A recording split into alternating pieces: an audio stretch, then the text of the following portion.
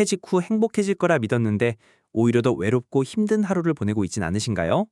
하루의 시작부터 무기력하고 마음은 점점 무거워지는 경험 혹시 해보신 적 있으신가요? 사실 많은 분들이 은퇴와 동시에 자유를 얻을 거라 생각하지만 현실은 다릅니다. 갑자기 달라진 환경 속에서 자신이 어디에 서 있는지 알지 못한 채 하루를 보내는 경우가 많습니다. 하지만 해답은 생각보다 가까이에 있습니다. 돈보다 중요한 건 존중과 자유, 그리고 작은 루틴입니다. 저는 오늘 존중 없는 평화는 평화가 아니라는 메시지를 나누고 싶습니다.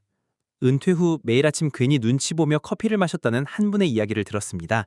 그분은 늘 새벽같이 일어나던 습관 때문에 여전히 아침에 일찍 눈을 떴지만 가족들의 시선은 따갑기만 했습니다. 당신은 왜 아침부터 빈둥거리고 있느냐는 말에 하루가 시작도 전에 무너져 내렸다고 합니다. 하지만 작은 결심 하나로 변화를 만들었습니다. 아침마다 동네 한 바퀴를 산책하며 스스로의 시간을 가지기로 했던 겁니다. 그 결과 몸도 마음도 훨씬 가벼워졌다고 합니다. 여러분은 하루 중 언제 가장 자유를 느끼나요? 혹시 그런 순간조차 없다면 지금이 바로 바꿀 때입니다. 작은 결심이 삶 전체를 바꿀 수 있습니다. 첫 번째로 필요한 건 경제를 숫자로 확인하는 일입니다. 많은 분들이 막연한 불안에 시달립니다. 돈이 부족할까? 병원비는 감당할 수 있을까? 하지만 막연한 두려움은 마음만 잠식시킵니다. 통장을 직접 열어보고 매달 들어오는 돈과 나가는 돈을 정리하는 순간 오히려 불안이 줄어듭니다. 수치로 확인하면 대비할 방법이 보입니다. 두 번째로 중요한 건 생활 기술을 익히는 것입니다.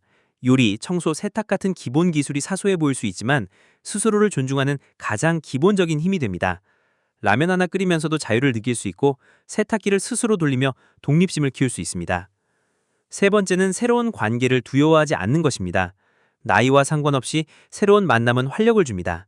편의점 알바를 하며 손님과 나누는 짧은 대화, 동네 학원에서 배우며 마주치는 동료들과의 웃음, 이 모든 것이 삶의 에너지가 됩니다. 여기서 잠깐 여러분께 부탁드리고 싶습니다. 지금 듣고 계신 이 이야기가 조금이라도 마음에 와닿았다면 구독과 좋아요, 그리고 주변 분들과 공유해 주시면 큰 힘이 됩니다. 여러분의 응원이 새로운 이야기를 이어가는 원동력이 됩니다.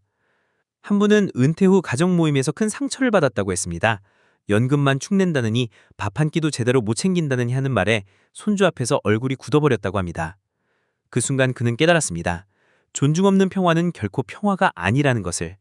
그래서 재산을 절반 나누더라도 스스로를 존중받으며 사는 삶을 택했습니다.